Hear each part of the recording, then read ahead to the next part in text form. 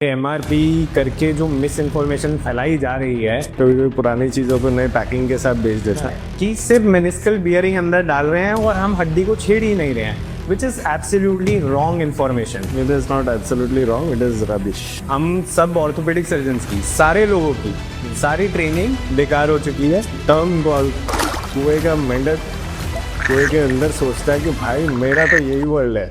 मुझे तो लगता है कि यही रीज़न है कि नी रिप्लेसमेंट के बाद में पेशेंट स्क्वाट नहीं कर पा रहा है, कि सीढ़ियाँ चढ़ उतर नहीं पा रहा है, बाइक नहीं चला पा रहा है, क्योंकि फिजियोथेरेपी के लिए तो आप डिस्करेज कर रहे हैं। पर बाबूजी को ना नी रिप्लेसमेंट नहीं आता है। ये है कि ये पेशेंट की मेंटालिटी से खेला जा रहा है यहाँ पे, मतलब this is wrong. Patient doctor का रिलेशनशिप ऑलरेडी बहुत स्ट्रेन्ड है, इसको और ख़राब ना करें। MRF, MRC, RMP, PRP, sir MRP। Oh sorry MRP। सो क्या है ये MRP टर्म? अगर ऑर्थोपेडिक सर्जन होके मुझे इस टर्म को याद रखने में और सोचने में टाइम लग रहा है, तो ऐसा क्या है इसमें जो कि सबके मुंह पे चढ़ा हुआ है? Let's talk about this MRP thing. Hi, this is Dr. Devashish, and with me today is Dr. Tushar, who is also a social media sensation for MRP. Hi Tushar, welcome to this show. Hello sir.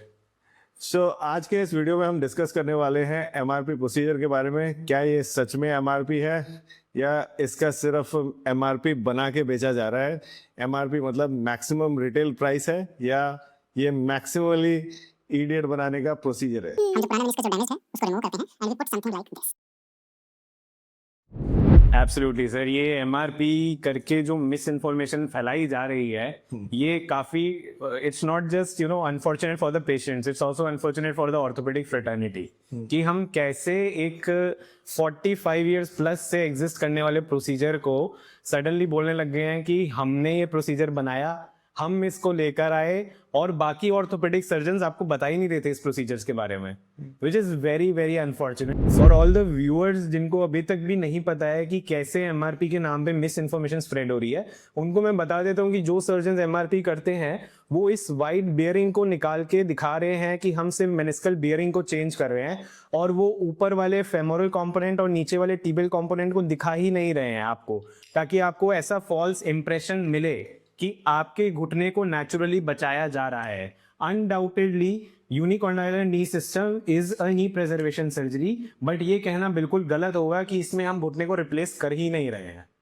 Partly इसे replace किया जा रहा है। Absolutely partly replace किया जा रहा है। ये एक टेक्निक है पार्शियल नी रिप्लेसमेंट की, एक तरीका है, एक कंपनी का इम्प्लांट है जिसको ऐसे डाल के बताया जा रहा है कि हम एमआरपी कर रहे हैं। सर, कोई भी प्रोसीजर अगर मार्केट में आता है तो कैसे, मतलब सपोज कल को मैं बोलने लग जाऊं कि टोटल नी रिप्लेसमेंट मैंने डिस्कवर किया इंडिया में, मैं फर्स्ट टाइम लेके आया, मतलब it has to have some basis, मतलब इसकी स्टडीज पब्लिश होती हैं। हाँ, हम मान सकते हैं कि इंडिया में किसी ने स्टडीज पब्लिश करी, पहले एक ट्रायल किया, उसको रजिस्टर किया और उसमें बेनिफिट देखे, फिर वो मार्केट में लेके आए, दैट पर्सन कैन से कि हाँ मैं लेके आया प्रोसीजर को। बट मुझे तो स्टडीज देखने में ऐसा कुछ मिला नहीं कि इंडियन ने इसको डिस्कवर किया। चलो मैं तुम्हें थोड़ा सा करेक्ट करता हूँ। तुमने बोला कि 45 ईयर्स से है।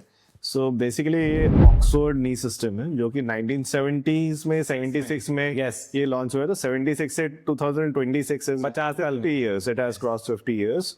एंड जहाँ तक रही ये प्रोसीजर, मुझे लगता है कि इंडिया में अर्ली 2090s में ही आ गया था, वो तभी से शुरू हो चुका था।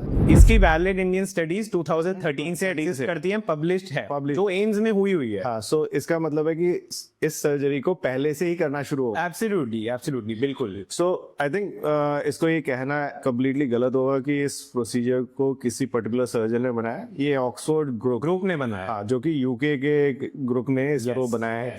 देयर आर डिफरेंट डिजाइन्स जैसे, तो डिजाइन्स के ऊपर क्या होता है कि जब आप कोई इम्प्लांट ड्रॉ करते हो तो एक पर्टिकुलर डॉक्टर की टीम या 10 डॉक्टर की टीम मिलके एक इम्प्लांट डिजाइन करती है, उसके प्रोज एंड कॉन्स बनाए जाते हैं, उनको जब यूज करते हैं देखते हैं उसका फायदा है या नुकसान है। उससे कई साल पहले से वो स्टार्ट हो जाता है बनना, धीरे धीरे पेशेंट्स पे यूज करते हैं, पहले ट्रायल मॉडल्स पे यूज करते हैं, देन पेशेंट पे यूज करते हैं, and then we realise that yes it is worth और not. Absolutely. So it has already crossed 50 years, so I think Indian doctors are well versed with oxygen. A lot of surgeons are doing since many years. Yes, that's true. Sir ये Oxford नी जो है बढ़िया implant है, brilliant implant है, but it has very narrow indications. बहुत कम selected cases में ये किया जाता है। इसका ये कहना गलत होगा प्रोबेबली कि ये टोटल नी रिप्लेसमेंट का ऑल्टरनेटिव है। दोनों के इंडिकेशंस ही अलग अलग हैं। जिस मरीज को टोटल नी रिप्लेसमेंट की जरूरत है उसको आप यूकेआर नहीं कर सकते, जिसको यूकेआर की जरूरत है उस पेशेंट में टीकेआर करना सही डिसीजन नहीं है। बट हैविंग सेइंग लाइक कि हम सारे पेशेंट्स को एक ग्रुप में डाल देते हैं और दोनों को हम सारे ग्रुप को हम दोनों सर्जरीज ऑफर कर सकते हैं, ये कहना गलत होगा। दोनों के इंडिकेशंस ही बिल्कुल अलग अलग होते हैं। तो पेशेंट्स को टोटल नी रिप्लेसमेंट के अगेंस्ट फ्यूल करने का ये एक तरीका है, मार्केटिंग गिमिक है, ताकि पेशेंट्स को ऐसा लगे कि डॉक्टर्स हमसे कोई चीज छुपा रहे हैं। This is anti medical fraternity terminology to say कि डॉक्टर्स अपने आरओआई को मेंटेन करने के लिए, इसको करने के लिए, वर्ल्ड रिकॉर्ड बनाने के लिए आपको गलत प्रोपोगंडा दे रहे हैं। नहीं, मैं इसका एक और चीज बताता हूँ। This is actually A old procedure. Yes, क्या था कि मार्केट में जब आप सामान लेने जाते हो ना, कभी कभी पुरानी चीजों को नए पैकिंग के साथ बेच देते। तो exact word what I would say is it is old implant, old procedure, yes, जिसको किसी एक सर्जन के अचानक से दिमाग में आता है और वो कहते हैं कि भाई इसको ना दोबारा पैक करके बेच देते हैं, सही चलने लग जाएगा। यस, ठीक है। एंड कभी कभी हो भी जाता है। ठीक है, पुरानी चीजें बहुत समय वापस आ जाती है, इन फैशन आ जाती है और हो सकता है उसके प्लस एंड माइनसेस है। But this is marketing, this is not called a procedure which has been devised by someone. Packaging से एक और चीज याद आई सर मुझे। इसका जो पैकेजिंग है जो हमारे पास में अभी अवेलेबल है, इस पे एनाटॉमिकल मेनिस्कल बियरिंग ये डब्बा तो दिखा दिया, लेकिन शायद 2 कंपोनेंट के डब्बे दिखाने भूल गए, जिसमें से ये ऑक्सफोर्ड पार्शियल नी सिस्टम का फेमोरल कंपोनेंट है जो ऊपर थाई बोन में लगेगा, और आप देख सकते हैं उधर ये है टिबियल कंपोनेंट। ये टिबियल कंपोनेंट है। ये 3 कंपोनेंट्स मिलके इस सिस्टम को कंप्लीट करते हैं, और ऐसा गलत तरीके से प्रचारित किया जा रहा है कि सिर्फ मेनिस्कल बियरिंग अंदर डाल रहे हैं और हम हड्डी को छेड़ ही नहीं रहे हैं, which is absolutely wrong information. It is not absolutely wrong, it is rubbish. Yes, absolutely rubbish. That's what you Can should use say. it, rubbish. Yes. So you have to be very sensitive about what you are doing. Yes. ठीक है, बोलना और करने में जगह जो कर रहे हैं वो बोलना चाहिए। बोलना चाहिए। Absolutely. कर रहे हैं और उल्टा ही कुछ बोल रहे हैं। Yes. Comparing partial knee replacement with just a plastic liner दिखा दिया कि ये meniscal bearing है, बाकी चीजें नहीं दिखाई। It's completely wrong. So it has 3 parts. Yes. सबसे पहले it has a femoral part, it has a liner, inner liner या meniscus bearing implant, and then the tibial component. So 3 components है। एक मत दिखाओ, तीनों दिखा दो भाई। देखा कि हमारे जितने भी नी रिप्लेसमेंट है, हिप रिप्लेसमेंट है, उसके जितने भी इम्प्लांट्स हैं, they are designed in west. None of the implants are designed according to Indian culture. चलो let's discuss about this video. ठीक है, बहुत सारी इन्फॉर्मेशन प्लस एंड माइनसेस में आई है, इस वीडियो के थ्रू ही कर लेते हैं। हाँ। तो दूध का दूध और पानी का पानी हो जाए। बिल्कुल सही। ठीक है। तो सबसे पहला जो स्टेटमेंट आ रहा है वो स्टेटमेंट आ रहा है कि जो इम्प्लांट है वो इंडियन लोगों के हिसाब से नहीं बना है। Yes, they were designed in West. That is what is being said, है ना? Knee replacement और hip replacement के इम्प्लांट। सर एक काम करते हैं, ये मेनिस्कल बियरिंग का इम्प्लांट का डब्बा हमारे पास है ही, तो शायद हमारे नॉलेज में नहीं है, लेकिन हम पता कर लेते हैं कि ये कहाँ बना हुआ है। तो ओ सर इसके पीछे तो लिखा है it is manufactured in United kingdom, UK का बना हुआ है। यूके का बना हुआ है। ये तो किसी इंडियन ने नहीं बनाया, ना इंडियन के लिए बनाया। मतलब मुझे लगता है सर ये भी हमारी ड्यूटी है। मतलब जहाँ ड्यूटी सी बात बीच में आती है तो ड्यूटी पूरी निभानी चाहिए। आई थिंक पार्शियली ड्यूटी निभाने का मतलब कुछ बनता नहीं है, तो ड्यूटी पूरी निभाई जाए और बताया जाए कि पूरे कंपोनेंट्स कौन से हैं। सो मजेदार बात मैं तुम्हें ये बताता हूँ कि जो इम्प्लांट्स है, हाँ definitely they are made in UK, US और यूरोप। तो रीजन इज कि वहाँ पे R&D टीम्स थी, उनके पास मनी है, पैसा था उस ड्यूरेशन में 50s में 60s में, जहाँ इंडिया इंडिपेंडेंस की लड़ाई से निकल के अपनी डेवलपमेंट में जा रहा था। तो they were actually developing all the implants. ठीक है, हाँ उनके वहाँ पे हो रहा था क्योंकि उनके लोग कर रहे थे। बट मजेदार बात ये है कि एक डॉक्टर का नाम बताता हूँ, चित्तरंजन रावत जी। ठीक है, so he is from India.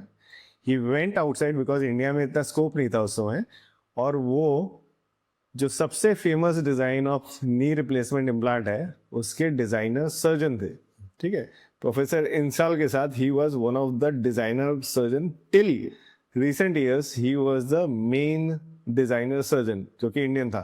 तो ये कहना कि इंडिया के लोगों के हिसाब से नहीं बनाया गया, मुझे लगता है कि इस पे बाबूजी को थोड़ा सा रिसर्च करने की ज़रूरत थी। ठीक है, अपने जो सीनियर सर्जन है, अपने सीनियर इंडियन सर्जन है, उनके बारे में जानना बहुत ज़रूरी है, क्योंकि इंडिया से दिमाग जाता है, बाहर के लोगों का हो सकता है पैसा लगता हो डिजाइनिंग में, इंडियंस आर नोवेयर अवे, ठीक है। So I think this is completely rubbish कि इंडिया के लोगों के बारे में सोचा नहीं गया होगा। तो रनावत सर ने जब ये डिजाइन बनाए थे, इनफैक्ट उनके जो बहुत सारे डिजाइन्स जो है उनके फेलो डॉक्टर्स जो कि उनके साथ ट्रेन थे, इवन मेरे बॉस जिनके साथ मैंने काम किया है उनके भी डिजाइन में इनपुट्स रहते थे, ठीक है। तो Indian input was very much important because सबसे बड़ा जो नंबर ऑफ केसेस के जो लोग हैं नी रिप्लेसमेंट के पेशेंट्स है वो इंडिया वाले होते थे। तो थोड़ा सा अपना फैक्ट चेक करना भी जरूरी होता है बिफोर जस्ट बड़ करके बोल जाऊं कि जो बोलूं वही सही बोल रहा हूँ, ठीक है। सो यूट्यूबर्स के साथ ये होता है, आई थिंक बाबूजी के साथ भी सेम प्रॉब्लम हो रही है। I call it a brainless surgery. Wow, बाबूजी ने तो सारे रिकॉर्ड ब्रेक कर दिए। TKR is a brainless surgery, open and shut case। मतलब सर मैं बता रहा हूँ, हम सब ऑर्थोपेडिक सर्जन्स की, सारे लोगों की सारी ट्रेनिंग बेकार हो चुकी है। जो बड़े बड़े नाम हैं, जो बड़े बड़े लोग नी रिप्लेसमेंट्स कर रहे हैं, वो लोग सिर्फ एक ब्रेनलेस सर्जरी परफॉर्म कर रहे हैं। In knee replacement, it's like open and shut case. You open it, remove the original knee, put a new knee. अब मतलब मुझे लगता है कि सारे पेशेंट्स घर पे ही करना शुरू कर देंगे, बिकॉज दिमाग तो लगता नहीं, सिर्फ आप खोलो, नी लगाओ नया और बंद कर दो, और उसके बाद में पेशेंट्स को बोलो कि आप तो स्क्वाट नहीं कर सकते, आप तो सीढ़ियां नहीं चढ़ उतर सकते, आप तो बाइक नहीं चला सकते। सर आपके पेशेंट्स के साथ ऐसा होता है क्या? नहीं रे भाई, मेरे को तो मतलब वर्ड्स नहीं मिल रहे हैं। मैं बोलूंगा कि ब्रेनलेस कमेंट, ठीक है, बिना दिमाग लगाया हुआ कमेंट, ब्रेनलेस सर्जरी, वाओ। सो ये तो एक्सट्रीम है। मुझे लगता है कि मुझे कहना चाहिए कि it is one of the technical most surgery, ठीक है। जितने भी सर्जन मुझे लगता है कि ये बात बोल जाए ना, जो भी आके बोल जाता है, either he is not doing the cases और he is not trained into it, ठीक है। क्योंकि नी रिप्लेसमेंट से टेक्निकलिटी मुझे लगता है कि कैसी भी सर्जरी में नहीं होती है। हर सर्जरी के टेक्निकल डेफिनेटली पॉइंट्स है, but it is also a very delicate balance, जिसके कारण अभी तुमने सवाल पूछा, स्क्वाट नहीं कर सकते, क्रॉस लेग नहीं कर सकते। Yes, patients can squat. मैं वीडियो डाल के थक गया हूँ। Cross leg sitting, yoga, running, even gym activities, लटक रहे हैं लोग। यस एब्सोल्युटली सर, सारी शीर्षासन करती हुई वीडियो मेरे पेशेंट्स की है, बिल्कुल। और मुझे बताया जाता है कि भाई it is brainless surgery, patient can't sit on the floor. बाबूजी, you might not be the person who can do a good surgery, but there are plenty of it. जब हमने MIS टेक्निक शुरू किया, we allowed our patient to sit cross-legged for the first time in the world. Now, अब ये सवाल अगला और step जो है ना वो आगे चले जाते हैं, 2 स्टेप आगे जाके बोलते हैं कि भाई मेरे patients can sit on the floor, hip replacement sit on the floor, squatting, cross leg, शादी के लिए नीचे बैठ सकते हैं, शादी कर सकते हैं, बट उन्होंने सिखाया भाई, ठीक है। So we came up with MIS technique about 8 years back. Okay. This is minimal invasive surgery. सो आती है बात MIS सर्जरीज की। यार मैं बचपन से ना MIS surgery, anterior hip, DA, direct anterior hip, कब इसका तुम्हें आइडिया है कि कब भी ये डायरेक्ट एंटीरियर प्रोसीजर स्टार्ट हुआ, मतलब डिस्क्राइब कब हुआ? सर डायरेक्ट एंटीरियर डिस्क्राइब्ड 1881 से, मतलब कब से? 1881 का मतलब है कि वी आर इन 2026। 150 रुपए कैलकुलेशन गड़बड़ हो रही थी। 150 से पौने 200 साल पुराना हो सकता है, क्वाइट लाइकली हो सकता है। बाबूजी ने तब के टाइम में देखा नहीं होगा, या तब की किताबें नहीं पढ़ी होगी, या हो सकता है इंटरनेट पे पढ़ते नहीं होंगे, ठीक है। So these are describe procedure, ठीक है। मैं अपने ट्रेनिंग की बात बता रहा हूँ। तो 2013-14 में I think I was in Germany. तो जर्मनी में सारे पेशेंट्स का मतलब वहाँ पे ये कमेंट था कि लास्ट 25 साल से 25 मतलब अगर 2023 से मैं 25 माइनस करता हूँ तो it was in 1990s they are doing direct anterior approach for every hip replacement with a small MIS technique. अब बाबूजी ने बोल दिया कि भाई ये तो वर्ल्ड में पहली बार उन्होंने किया है। तो ऐसा था ना कि वो there's a term called कुएं का मेंढक कुएं के अंदर सोचता है कि भाई मेरा तो यही वर्ल्ड है, ठीक है, इसके बाहर तो किसी ने देखा ही नहीं है। So these are I think bigger claims than reality कि डायरेक्ट एंटीरियर अप्रोच आप लिटरेचर में ही है, भरा हुआ है। ऐसी कंट्रीज में बिकनी इंसिजन तो मुझे लगता है कि 1980s 90s में लोग बिकनी इंसिजन के बारे में बात करते थे। ठीक है, from there to today's era मुझे लगता है MIS सर्जरी वर्ड यूज करना minimally invasive, all the surgeries have gone minimally invasive. और जहाँ तक रही बात नीचे बैठने की, तो उनके हिप रिप्लेसमेंट से बैठ जाता है मगर नी से नहीं बैठता। बाबूजी को ना नी रिप्लेसमेंट नहीं आता है, ठीक है। आई थिंक ये एक कमेंट मैं बोल सकता हूँ, ठीक है। हिप रिप्लेसमेंट अच्छा करते हैं बट नी नहीं कर पाते, तो दैट इज मुझे लगता है कि the only crux of the thing. What do you say? नहीं sir, absolutely I would agree to that. And मतलब टू से समथिंग कि हमने इस प्रोसीजर को डिस्कवर किया या हम इस प्रोसीजर को दुनिया में लेके आए, आपको उसके लिए स्टडीज लगती हैं, आपको डेटा को पब्लिश करना पड़ता है। एक पायनियर खुद से उठ के नहीं बोलता कि मैं पायनियर हूँ इस चीज का, वो पायनियर प्रूव करता है। अगर इतने सारे लोगों ने सीखा होता, वैसे कमिंग टू दैट, मेरे को ये बताओ, आप नी रिप्लेसमेंट सिखाते हो क्या? बुलवा ले गया एक बार, आपके पेशेंट स्क्वाट कर लेते हैं, मेरे पेशेंट स्क्वाट कर लेते हैं, क्रॉस लेग सिटिंग बैठ जाते हैं, तो हम भी सर मतलब सिखा देते हैं। मतलब हो सकता है कि शायद नी रिप्लेसमेंट लोग ठीक से कर नहीं पा रहे। श्योर यार, मुझे तो लगता है कि मैंने अपने बॉस से सीखा, मुझे शर्म नहीं है बोलने में। नहीं बिल्कुल नहीं सर। 90 से वो ऑपरेट कर रहे हैं, मैं उनके साथ। Coming to the boss wala thing, I will tell you, I personally know and have learned from the person who has taught him कि कैसे करना है MIS सर्जरी, कैसे करना है anterior hip replacement. And you know, in medical fraternity, in being doctors, we should always be thankful both to our patients as well as to our mentors. But never will you hear any, you know, it will be like कि हम लेके आए procedure को, हमने start किया। शर्म नहीं होनी चाहिए एक्सेप्ट करने में। हम सब लोग सीख रहे हैं, हम एक इवॉल्विंग फेज में हैं। And I personally know the person जिन्होंने हाथ पकड़ के सिखाया है और केसेस करवाए हैं, not just eight there centre, also by coming back to him and teaching on his very own table and saying कि हम इंडिया में पहली बार है, that is such a मैं एकदम सिंपल से बताता हूँ। अगर नी रिप्लेसमेंट्स की बात करें तो मैंने जब अपने बॉस से, मैं उनका नाम तो ले ही सकता हूँ, doctor Rajesh Maniyar, he is in Mumbai. So he started in practice in 90s, early 90s में स्टार्ट किया था। And his maximum demand was कि पेशेंट नीचे बैठते हैं, गुजराती पेशेंट सारे अपना बिजनेस नीचे करते हैं, तो उनको नीचे बैठना ज़रूरी था।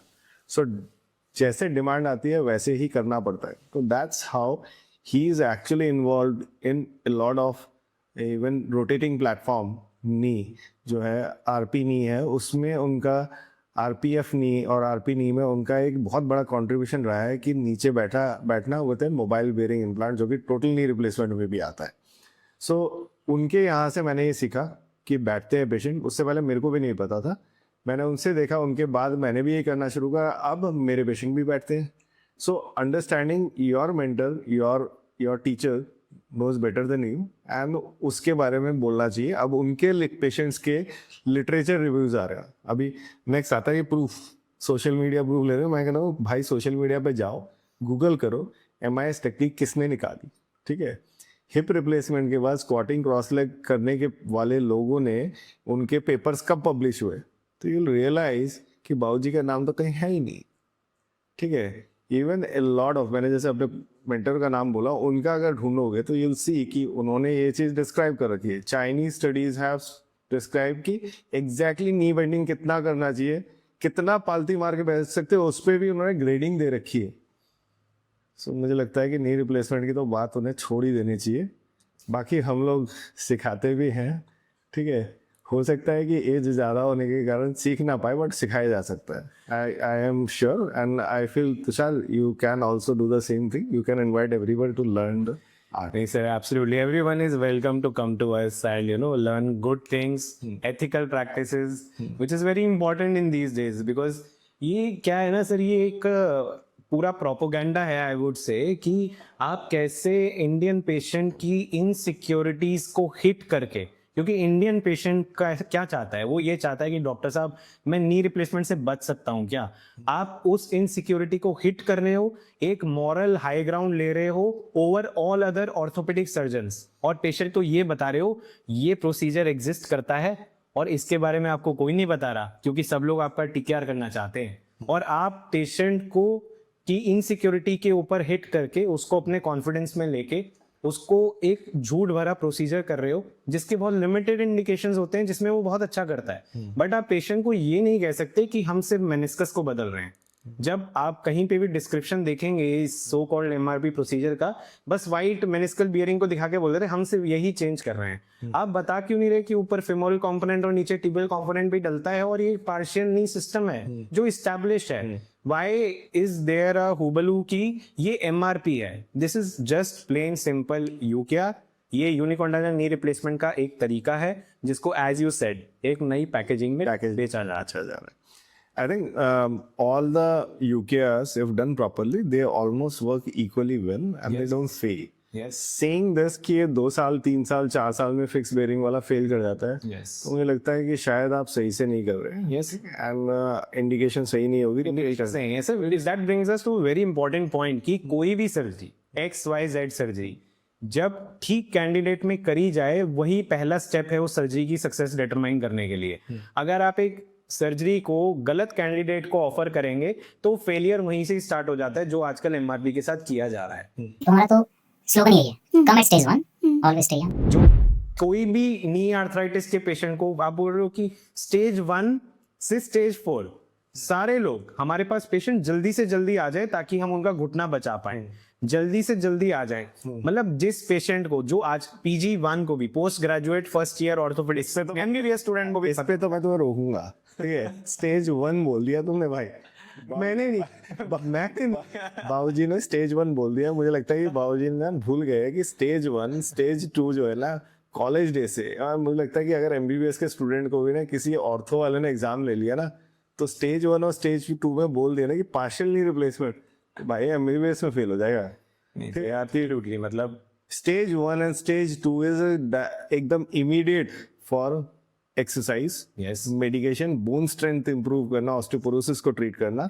एक्सरसाइजेस के साथ बॉडी टोन को बनाना, मसल्स को टाइट करना एंड कार्टिलेज सप्लीमेंट्स, ठीक है? Patients can do well. And stage 1 जो है वो 30 से लेके 50 या 55 तक एग्जिस्ट करता है। स्टेज 1 एंड स्टेज 2 में तो मुझे लगता नहीं है कि तो सर्जरी की जरूरत है। सबसे बड़ी चीज ये है सर कि स्टेज 1 और स्टेज 2 जो absolutely non surgical treatment option पे चलने वाली स्टेजेस हैं, आप उनको भी पिक्चर में लेके आ रहे हैं और कह रहे हैं कि आप इसमें भी करवा लो एमआरपी, आप लाइफ टाइम के लिए आपको TKR की जरूरत नहीं पड़ेगी। कौन सी स्टडीज ये कहती हैं कि स्टेज 1 स्टेज 2 में सर्जिकल ट्रीटमेंट किया जाए? कौन सी स्टडीज ये बोलती हैं कि स्टेज 1 स्टेज 2 में अगर पहली बात तो मान लें कि पार्शियल नी रिप्लेसमेंट कर रहे हैं, दूसरी बात अगर आप स्टेज 1 स्टेज 2 में पार्शियल नी रिप्लेसमेंट आपने कर दिया तो कौन सी स्टडीज ये कहती हैं कि इसका कोई प्रोग्रेशन आगे होगा ही नहीं? Even for partial knee systems it's a documented thing कि प्रोग्रेशन हो सकता है फ्यूचर में, आपको फ्यूचर में TKR के कन्वर्जन के लिए जाना पड़ सकता है। ये सब कुछ डॉक्यूमेंटेड है। इसमें एक और क्लिप है, इसमें स्टडी है, मैं तो बता दूं स्टडी है इसमें, बाबूजी स्टडी है जो कि इंडियन मेंटालिटी पे करी गई है हिट, ठीक है? तो स्टेज 1 स्टेज 2 पेशेंट्स जो कि एक्सरसाइज फिजियोथेरेपी से ठीक हो जाते थे, आज वो भी ये सोचने लग गए हैं कि यार चलो मेनिस्कस रिप्लेस ही करा लेते हैं। बहुत समय मैंने ऐसे पेशेंट्स देखे, यंग पेशेंट जिनको कि मेनिस्कस रिपेयर की जरूरत थी, ठीक है? आर्थ्रोस्कोपी के लिए जाके उस मेनिस्कस को रिपेयर कर सकते थे, या उनका अलाइनमेंट इशू था, ठीक है? अलाइनमेंट करेक्शन सर्जरी, इस पे STO तो आना ही पड़ेगा, ठीक है? इसमें ये कर सकते थे जिसमें मेनिस्कस रिपेयर एंड STO दोनों कर सकते थे, या ऐसे लेशंस जिनमें कि बचाया जा सकता है, प्रिजर्वेशन, ट्रू प्रिजर्वेशन ऑफ नी, तो उसमें क्या है कि ये वाला सर्जरी कर दिया, ठीक है? कर दिया। अब कर दिया तो you can not do it undo it, ठीक है? तो कर दिया तो सोच के करने की जरूरत थी कि ऐसे पेशेंट्स में शायद इनकी इंडिकेशन ही नहीं थी।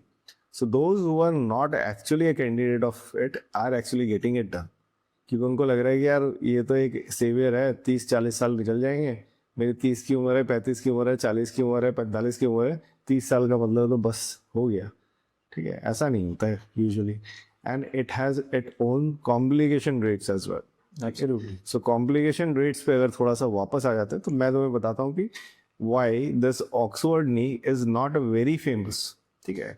अब बाबूजी ने तो बोल दिया कि हम technically we are not capable enough, ठीक है? सेकंड उन्होंने बोल दिया कि we are actually running after numbers, hospital को अच्छा नंबर्स के बाद पे आता है कि व्हाट डू थिंक, मतलब नी रिप्लेसमेंट और पार्शियल नी रिप्लेसमेंट में तो शायद तुम्हें क्या लगता है कि कौन सा सर्जरी फास्ट हो जाता है? सर बहुत सिंपल सी बात है, जब नी रिप्लेसमेंट में बात कर रहे हैं हम कि हम सारे कंपार्टमेंट्स को एड्रेस कर रहे हैं, इसमें हम एक कंपार्टमेंट को एड्रेस कर रहे हैं, इसमें छोटा इंसिजन लग रहा है, नी रिप्लेसमेंट में बड़ा इंसिजन लग रहा है, तो टाइम ऑफ सर्जरी तो डेफिनेटली सिर्फ यूकेआर में ही कम होने वाला है. Total knee replacement is always going to take longer than that. तो अगर हम आरओआई की बात करें कि कॉर्पोरेट में प्रेशर है, आरओआई जनरेट करना है, तो टीकेआर करना ज्यादा, I don't think so TKR करना ज्यादा सेंस बनता है. यूकेआर ऑब्वियसली यूकेआर जल्दी हो जाएगा तो पेशेंट का रिहैबिलिटेशन जल्दी हो जाएगा. सो भाई ये तो ओपन एंड शट केस है. हाँ, एब्सोल्युटली सर. ये इंक्रीज द आरओआई. Yes. ठीक है, तो सही मायने में increase the ROI is actually the problem here. Yes. Now you do a small procedure which takes lesser time Yes. than your knee replacement. Now you are going to reduce the time. You are going to do 20 surgery कर रहे थे भाई 35-40 कर देंगे. ठीक है, half of the time. yes. So that is the fact I think we should tell. मुझे knee replacement करने में जितना लगता है टाइम, उससे partial knee replacement में आधा टाइम लगता है. yes. ठीक है, टेक्निकली चैलेंजिंग भी है, डिमांडिंग भी है, मगर क्योंकि it is a smaller procedure, it is faster than the knee replacement surgery. So it is not a brainless surgery, knee replacement, और दोनों ही सर्जरीज ब्रेनलेस नहीं है, दिमाग दोनों में खपत हो रही होती है. And technically demanding, yes, both of them are, but time duration I think knee replacement से बहुत कम पार्शियल नी रिप्लेसमेंट में आता है. Now coming to this comment section of की भाई कॉम्प्लिकेशन, अभी क्यों ऑक्सफोर्ड जो है इतना फेमस नहीं हुआ. अभी 50 साल हो गए इम्प्लांट फेमस के लिए. तो कुछ surgeons in UK were actually successful in doing it because of some reasons. तो किसी ने इस रीजन के बारे में तो पढ़ा नहीं, ठीक है, रिसर्च करी नहीं और बोल दिया सारा का सारा. नाउ रिसर्च ये है कि जब भी हम मेनिस्कस को रिप्लेस करते हैं मोबाइल बेयरिंग इम्प्लांट के साथ या कार्टिलेज को चेंज करते हैं नी रिप्लेसमेंट में, सो इसमें क्या होता है कि एकदम सही बात है कि ये आगे पीछे घूमता है, ठीक है, बट क्या होता है जैसे ये इम्प्लांट थोड़े दिनों में घिस जाता है तो देयर इज ए थिंग, और आपकी एज भी बढ़ जाती है तो आपकी जो है लिगामेंट लैक्सिटी लूज हो जाती है, तो there is a possibility of spin out, मतलब कि आपका ये इम्प्लांट जो है बाहर निकल के आ जा सकता है. So this is one of the biggest complication of mobile bearing implant, कि बहुत समय ये बाहर आ जाता था. ठीक है, ये एक कॉम्प्लिकेशन हो गया. ठीक है, अब किसी कारण से अगर ट्विस्टिंग मूवमेंट हो गया आपका एमसीएल या एसीएल की कहानी मैं बताऊं कि with arthritis ACL actually wears out. आपका आर्थराइटिस प्रोग्रेस किया और आपका एसीएल टूट गया तो, या एमसीएल टूट गया तो ये स्पिन आउट करके बाहर निकल जाता था. So that's why it is not safe in some of the patients. Next second चीज थी, इंडियन पॉपुलेशन में देखा गया कि यहाँ पे तो भाई ऑस्टियो आर्थराइटिस के साथ ऑस्टियोपोरोसिस भी होता है. ऑस्टियोपोरोसिस में क्या होता है, it is bone is soft. तो तुमने सोचो एक लकड़ी जो है उसमें स्क्रू कसा है और वो स्क्रू जो है लकड़ी जो है दिमक खाई जैसी है और सॉफ्ट हो गई. वैसे अगर ऑस्टियोपोरोसिस में हमारी बोन सॉफ्ट हो जाती है तो इस इम्प्लांट के लूजनिंग के चांसेस ज़्यादा हो जाते थे. ठीक है, now loosening of A femoral and tibial compartment, tibial सबसे ज़्यादा होता है क्योंकि टिबिया की बोन जो है वो सबसे ज़्यादा लोड ले रही होती है और वो लूज कर जाती है. लूज करने से भी फेल हो जाता है. सो लोगों ने स्टार्ट किया, अच्छे सर्जन्स ने किया, अच्छे रिजल्ट दिखाए, बट उनके 30 ईयर सर्वाइवरशिप नहीं थे इसके साथ. और ये इंडिया नहीं, बाकी एशियन कंट्रीज में, डेवलप कंट्रीज बता रहा हूँ, सिंगापुर की बात बोल रहे हैं, और बहुत सारे कंट्रीज में जहाँ ऑस्टियोपोरोसिस होता था या एल्डरली एज में ये सर्जरी कर दी जाती थी तो ये लूज हो जाता. अब यूके के लोगों की बोन स्ट्रांग होती थी, नेटिव यूके लोगों की, तो वहाँ पे एक अगर हो जाता था, लिगामेंट्स उनके स्ट्रांग रहते थे क्योंकि एक्सरसाइजेस बहुत करते थे, तो उस पर्टिकुलर ग्रुप ने उनके अच्छे रिजल्ट दिखाए. ठीक है, मगर मैक्सिमम जगह पे इसके कॉम्प्लिकेशंस आ गए सामने. सो दिन दूर नहीं है कि हो सकता है कि कॉम्प्लिकेशंस भी आ जाए. नहीं, एब्सोल्युटली सर. अगर अनइंडिकेटेड सर्जरी करी जाएंगी कहीं पे भी, किसी भी ब्रांच में, किसी भी पार्ट की बॉडी की, अगर अनइंडिकेटेड सर्जरी आप या फिर रॉन्गली सेलेक्टेड कैंडिडेट्स में सर्जरी करेंगे तो कॉम्प्लिकेशंस तो आएंगे सामने. और पेशेंट्स आजकल सब एजुकेटेड होते हैं. Patients can always, you know, as I always say, कि आप किसी की बात मत सुनो, किसी की ओटी की वीडियो मत देखो. आप जो कंपनी बना रही है उसका वेबसाइट तो सब लोग पढ़ सकते हैं ना. उस वेबसाइट में क्लियरली मेंशन्ड है. हम लूजनिंग की बातों पे तो तब आएंगे जब कोई ये एक्सेप्ट करे कि वाइट मेनिस्कल बियरिंग के अलावा भी 2 कंपोनेंट लगते हैं, जिसको वो छुपा रहे हैं, कंटिन्यूअसली छुपा रहे हैं, एक वीडियो में नहीं, कई वीडियो में छुपा रहे हैं. क्लेम कर रहे हैं that this is not UKR, which is completely bizarre. मतलब आप यूनिकॉर्न का नी रिप्लेसमेंट कर रहे हो और आप वीडियो पे डंके की चोट पे बोल रहे हो कि दिस इज नॉट यू क्या है, because you want to play with the emotions of the Indian community, that is what precisely you are doing. और यही करने की वजह से ये हम सारे ऑर्थोपेडिक सर्जन्स जो हैं, we are trying to make the people aware that ये एक तरह का बड़ा धोखा हो रहा है आप लोगों के साथ में, and the earlier people understand it the better it will. कुछ लोग बच जाएंगे, कुछ नहीं सर, बहुत सारे लोग बच जाएंगे। बहुत सारे। हमारे एफर्ट से हम उम्मीद करते हैं कि बहुत सारे लोग बचेंगे और बहुत सारा फायदा होगा लोगों को, because as we have previously also highlighted कि इसके कॉम्प्लिकेशन की वजह से आपको सिर्फ कॉम्प्लिकेशन का सामना नहीं करना पड़ने वाला है, आपको एक और सर्जरी का सामना करने वाला है। आप एक और सर्जरी करवाओगे इसको ठीक करवाने के लिए। तो निष्कर्ष ये है कि स्टेज 1 स्टेज 2 वाले भाई एक्सरसाइज और मेडिकेशन और फिजियोथेरेपी पे या वेट मैनेजमेंट पे ध्यान दो, ठीक है, बोन स्ट्रेंथ को बढ़ाओ, सर्जरी मत कराओ। स्टेज 3 और 4 वाले ऑस्टियोआर्थराइटिस, ठीक है। फिजियोथेरेपी से सर याद आया, अब हम नेक्स्ट टॉपिक पे चलते हैं, फिजियोथेरेपी। पेशेंट को कई महीने तक वो इतना पेनफुल फिजियोथेरेपी करना पड़ता है। पेनफुल फिजियोथेरेपी करवानी पड़ती है नी रिप्लेसमेंट के बाद में। मैं चाहता हूँ कि नी रिप्लेसमेंट कोई फिजियोथेरेपी करवाए ही नहीं, which is I don't know, I mean ये कौन सी मैं एक बात बोलूँगा कि अच्छा हुआ कि मेरी ट्रेनिंग ना अच्छे लोगों के साथ हुई, ठीक है।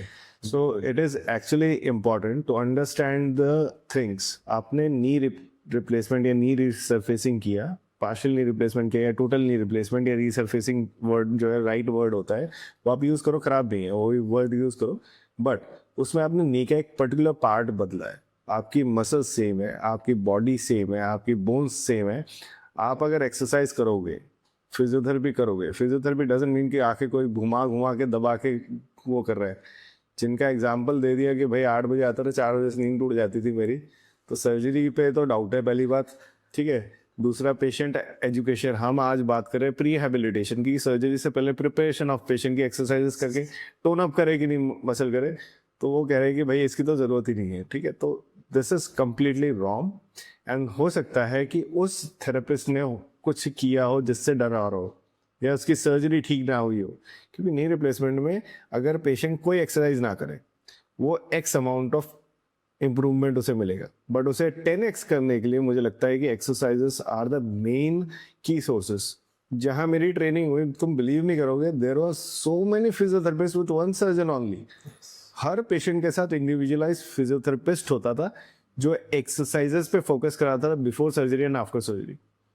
सर मुझे तो लगता है कि यही रीजन है कि नी रिप्लेसमेंट के बाद में पेशेंट स्क्वाट नहीं कर पा रहा है, सीढ़ियाँ चढ़ उतर नहीं पा रहा है, बाइक नहीं चला पा रहा है, क्योंकि फिजियोथेरेपी के लिए तो आप डिस्करेज कर रहे हैं। आप बोल रहे हैं फिजियोथेरेपी तो नहीं करनी बिकॉज वो पेनफुल है। अगर आप फिजियोथेरेपी नहीं करेंगे किसी भी जॉइंट रिप्लेसमेंट प्रोसीजर के बाद में, तो आपको सब ऑप्टिमल आउटकम नहीं मिलेगा। ये बात कंफर्म है कि पेशेंट कभी भी दूसरे पेशेंट को ये नहीं बताता कि आप नी रिप्लेसमेंट कराइए। सर ये बताओ आपका टीकेआर का पेशेंट बताता नहीं बाकी नी आर्थराइटिस के पेशेंट्स को कि नी रिप्लेसमेंट करवा लो जाके, ऐसा बोला जा रहा है। मतलब कि टीकेआर का पेशेंट कभी टीकेआर के पेशेंट को मोटिवेट नहीं करता। मतलब मेरा ऑब्जर्वेशन ऑपोजिट है। What is your observation? मतलब पेशेंट आ कहाँ से रहे हैं फिर? अगर टीकेआर का पेशेंट बाहर जाके बोल दे रहा है कि टीकेआर मत करवाना, तो हमारे पास पेशेंट्स कैसे आ रहे हैं फिर टीकेआर के? मैं भी वही सोच रहा था यार। मेरे तो सारे पेशेंट, सारे, मतलब I would even say 100% of my patients are actually patients referral. Yes, मेरा पेशेंट एक कर रहा है जो चीजें, वो दूसरे पेशेंट को भेजता है, दूसरा वाला तीसरे को भेजता है, उसी से नंबर ग्रो कर रहे हैं, ठीक है। मेरे पास कोई ऐसा पेशेंट नहीं आता है जो कि अचानक से चलता हुआ आ गया कि चलो भाई एक अस्पताल बीच में पड़ गया, इसमें घुस जाते हैं, चलो, ठीक है। ये तो मेरे को कभी नहीं मिला है।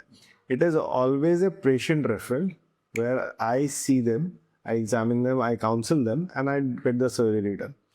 And the fortunate thing, मेरी जितनी भी YouTube की वीडियोस या Instagram की वीडियोस देखो, जैसे पेशेंट की वो है, they upfront come up and say get it done by him। मतलब मैं एक्चुअली बोलता हूँ कि आप ये बोलो कि you are the brand ambassador for surgery, क्योंकि आप सारी चीजें कर पा रहे हो, तो आप दूसरों को एजुकेट करोगे। कहते हैं नहीं, हम आपको आपके पास आने के लिए बोलेंगे।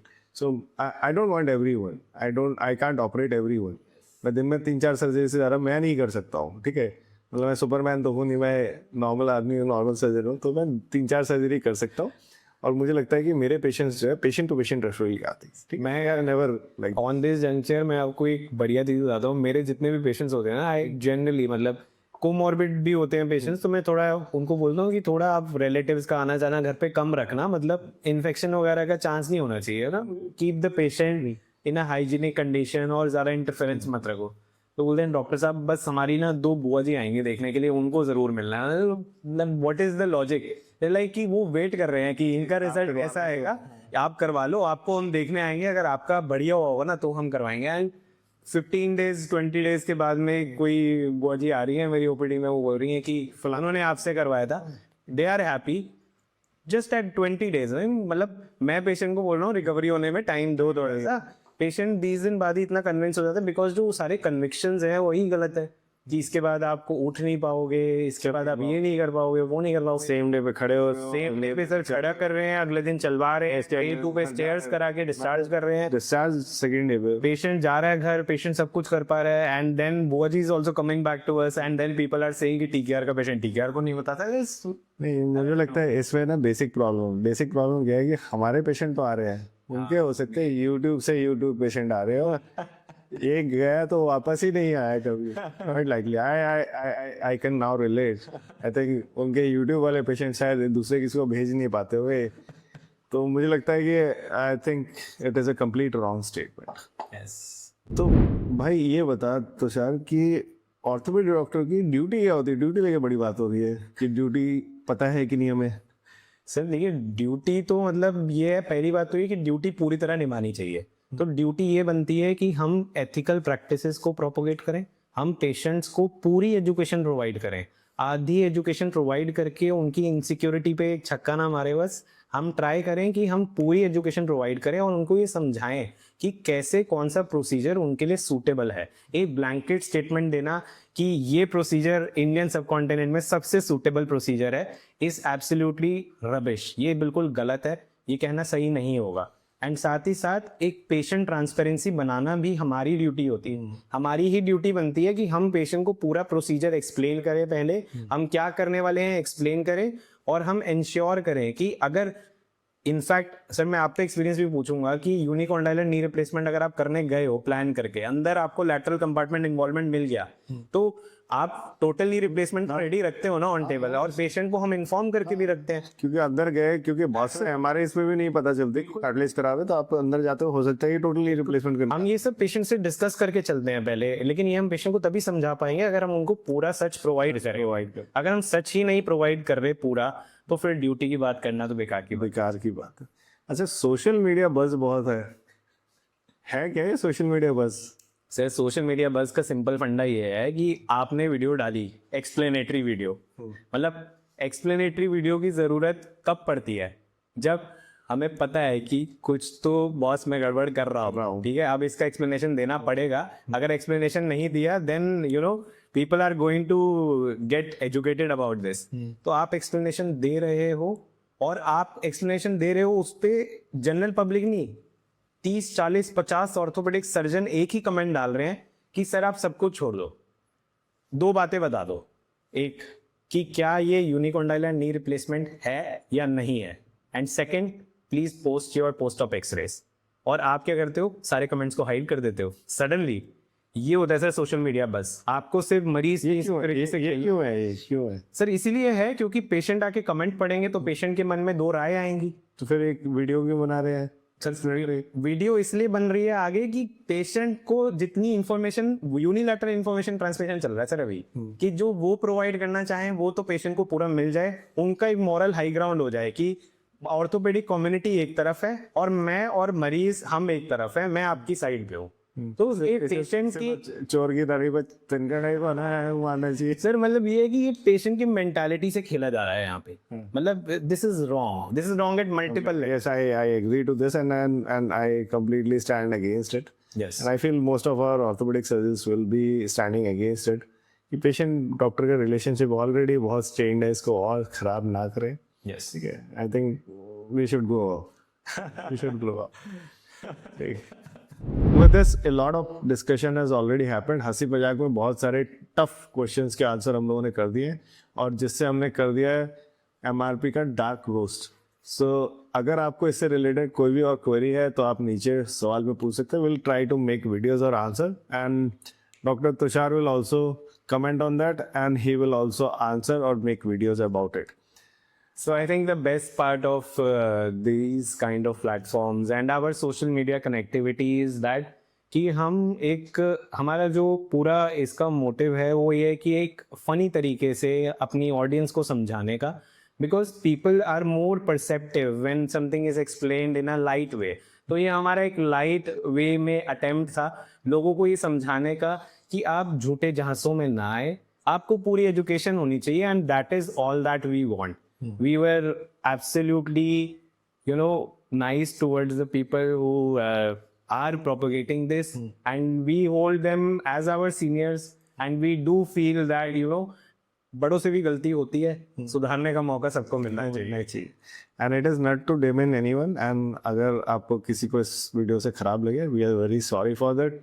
एंड वी थिंक कि अगर कोई और भी टॉपिक्स हो जिस पे कि मेडिकली मिस इन्फॉर्मेशन जा रही है, आप इस वीडियो पे टैग कर सकते हैं. Will make video, and this is our promise to spread right information, because we as surgeon are morally responsible for correct informations. Thanks for watching this video, and thanks Tushar for this wonderful talk. Thank you, sir. Thank you so much. Thanks everyone for watching.